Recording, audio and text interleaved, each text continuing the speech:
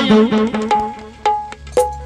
कि धन के सिंगार तोरा दल तू जब मर जब तो तोरा अलावा ये धन के रखवार के भेलो ओकरे कहैया धन के सिंगार।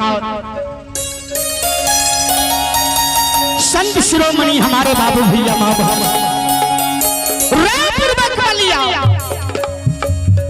हमरा तो कहे छ धर्म के बनियार बनेले ताम तुलसी अक्षत गंगा जल दै छ भागला कि नहीं भागला यन यखनी जब हमारा हाथ बांधल नहीं रहती है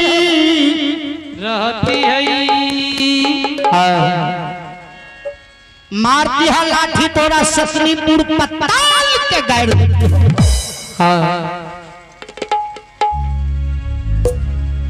अंधु बाबा मूर्छा के शिकार जमीन पर गिर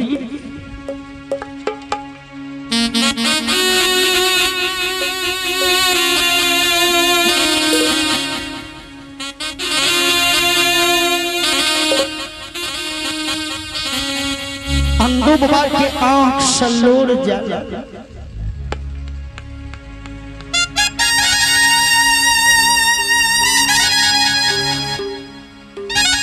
कि हमरे द्वार में 14 कोस के डाली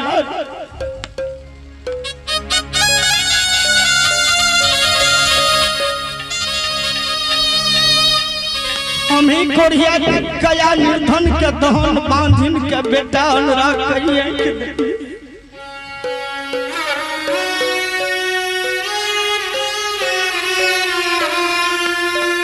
हमरा तो इतना बुद्धि रे यादव जी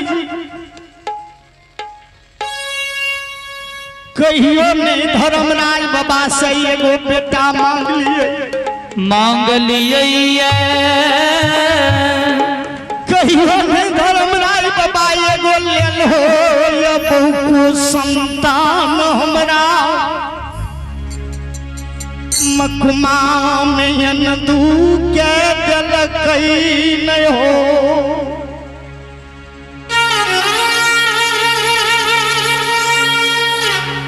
कहियो एगो हमरा धर्मराज बाबा बेटा नहीं दल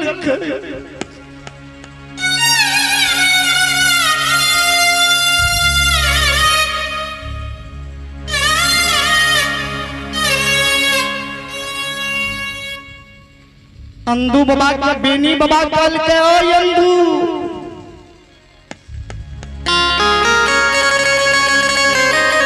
तू हमरा धन के लोभ देखाबै छ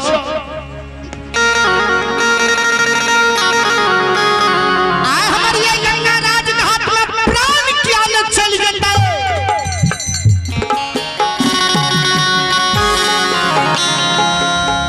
घर में बाप दादा पुरखा हमर बंदी के नाम के पीढ़ी बना के घर में सेवैया हो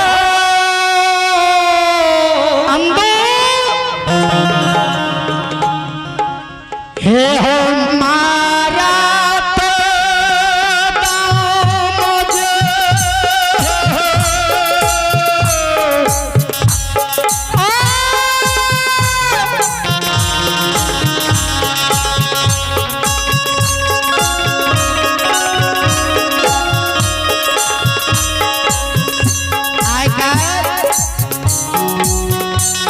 पूर्वज के धुन में हमर सुजोग गावैया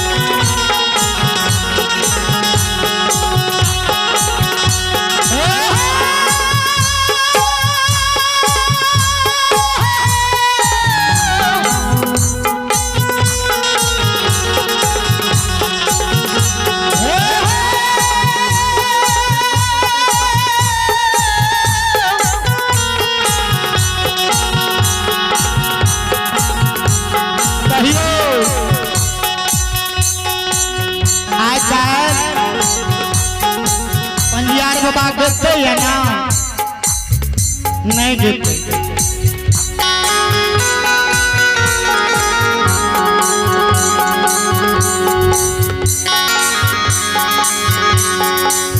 यंदो बनाए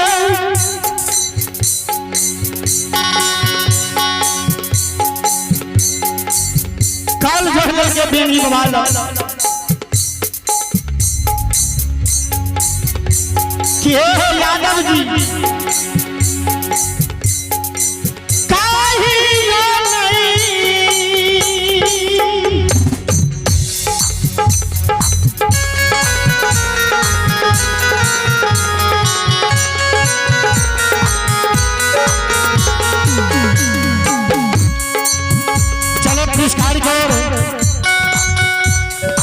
सुरेंद्र कुमार, आइए आप है भगवान के दरबार में सुरेंद्र कुमार का सुपुत्र है कामेश्वर यादव।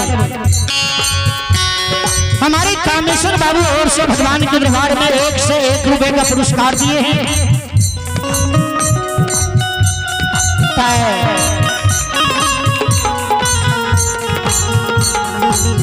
बाबा हमारा सबके समय में रहे सब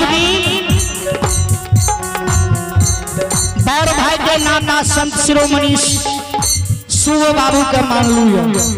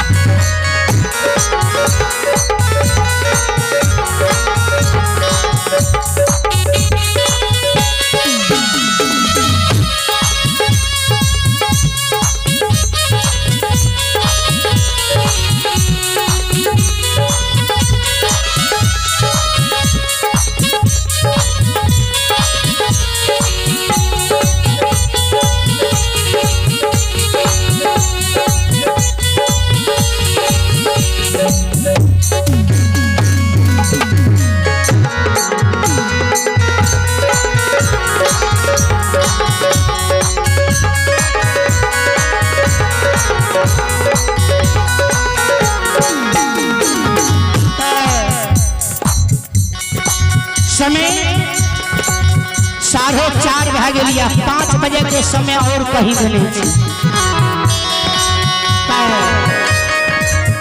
क्षमा प्राप्ति से कि समय रहते हुए नहीं कुछ समय निकाल के अपने सबके बीच चलो।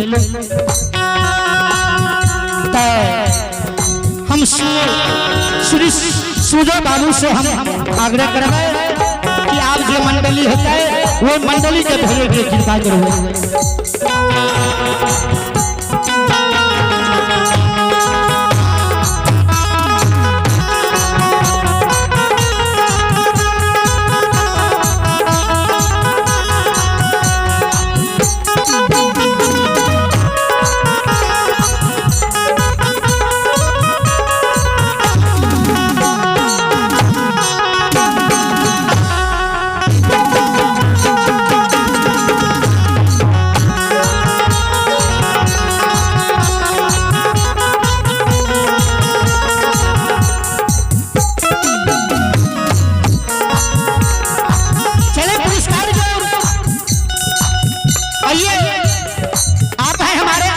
समान संत शिरोमणि हमारे अनुज की समान यानी कि छोटे भाई की समान है संत शिरोमणि बिलास पंजियार और से श्रद्धालु और से भगवान के दरबार में 51 रुपए का पुरस्कार दियो। माँ सरस्वती उनकी कंठ में विराज करे, माँ सरस्वती उनकी मंडली में सुमति दे, 12 भोले भंडारी भरे रखे, तानी दाता की जय हो, तानी की नगर की संत समाज की जय हो।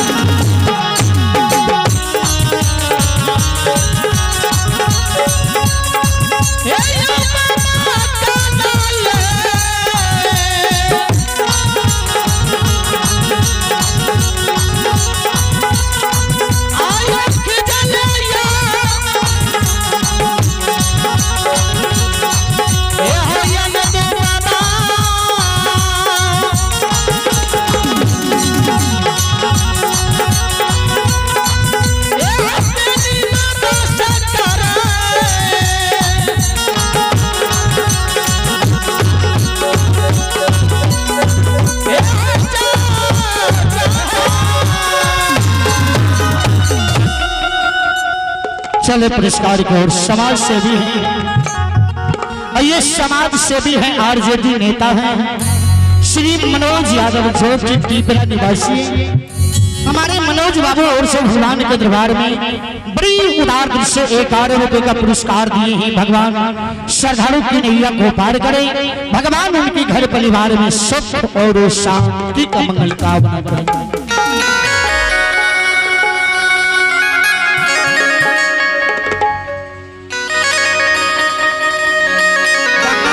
ये ना मायावी तंबू लागल रहे,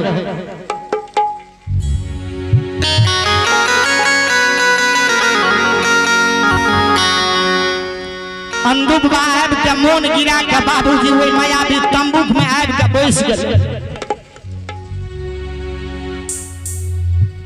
अंदू बाबा जी कानै रहे, धर्मराय बाबा पूछे अंदू से किया कानै छो, किया कानै छो,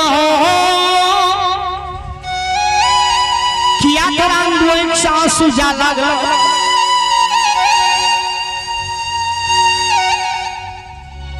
बेनी नाम तुलसी गंगा जल जल का धर्म के नाम से सतनाम बोलना हो यंदू।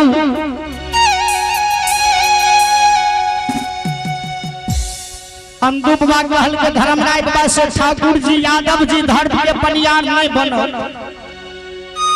इतनी का यादव जी कहल के हमरा निबन सा कल के रे पूर्वक मलिया धन के लोभ से धर्म के पनियार बनिया, थोड़ा धन के सिंगार मकमा में नहीं दिलको ये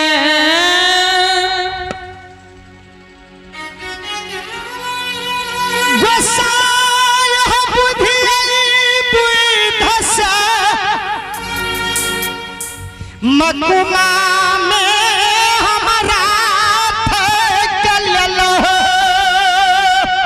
ले लो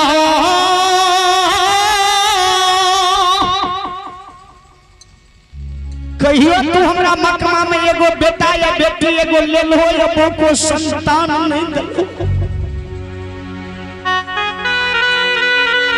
धर्मराय बाबा कल के अंदू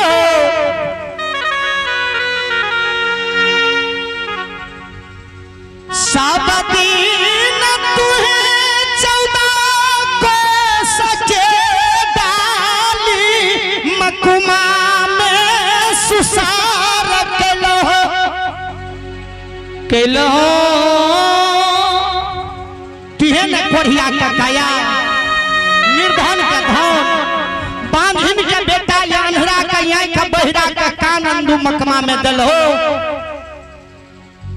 तुहे न कानला दसिया के अंदू हो धर्म के द्वार मकमा से हंसा के भेजल हो।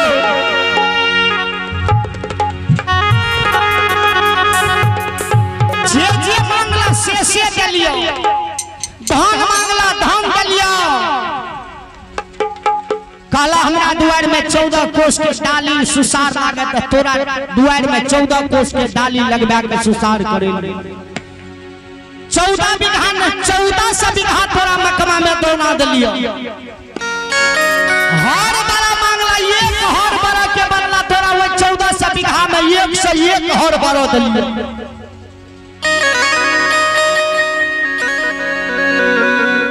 अंदू जे मांगला से दलिया याद करो। कहियो तू मकमा में हमरा एगो बेटा मांगला है अंदू हो, कहियो एगो लेलहा एगो का संतान हमरा से अंदू तू मांगला कि हम के मर देबे त हमरा से वंश बढ़े खातिर एगो हमरा बेटा दादा केना का तोरा अंदू बेटा देती हो। कहियो नहीं मकमा में बेटा मांगल त केना का तोरा हम बेटा देती हो।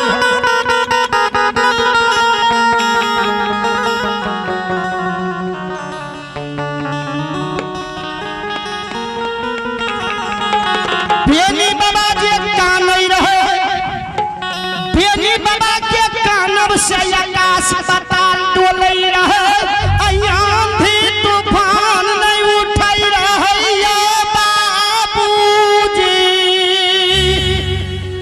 बाबूजी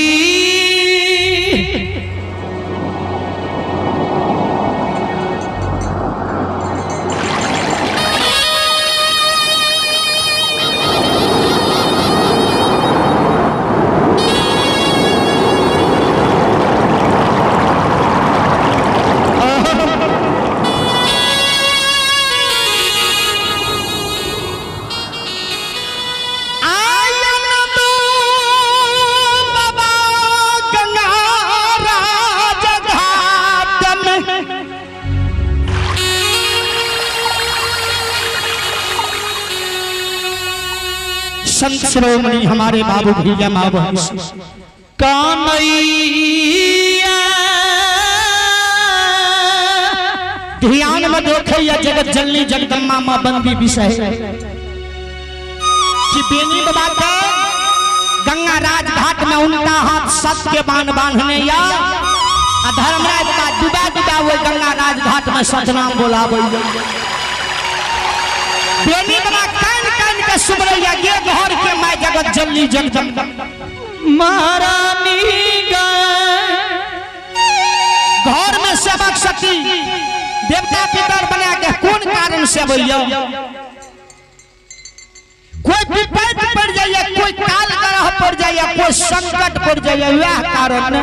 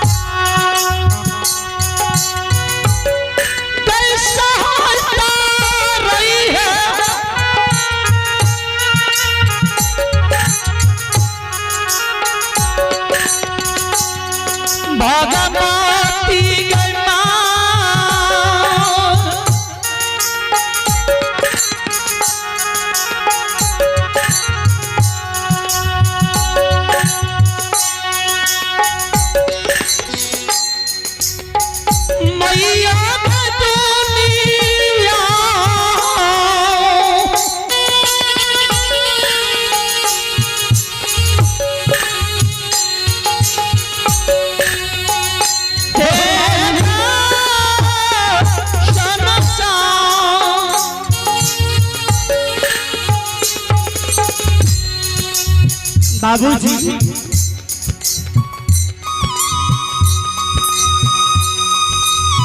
जय हिंद।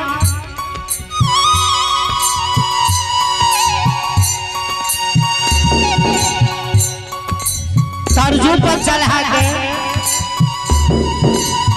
बनिया भाई अनाज के तोल लियो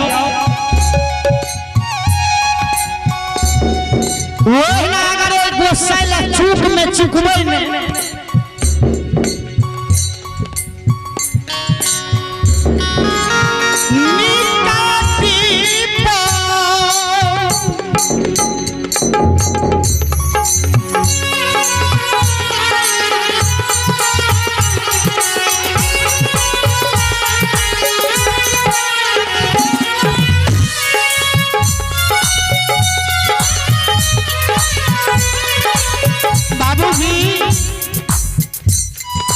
निष्ठी पर चढ़ा का धर्म नाय बाबा सबक सखी के तोड़ लियो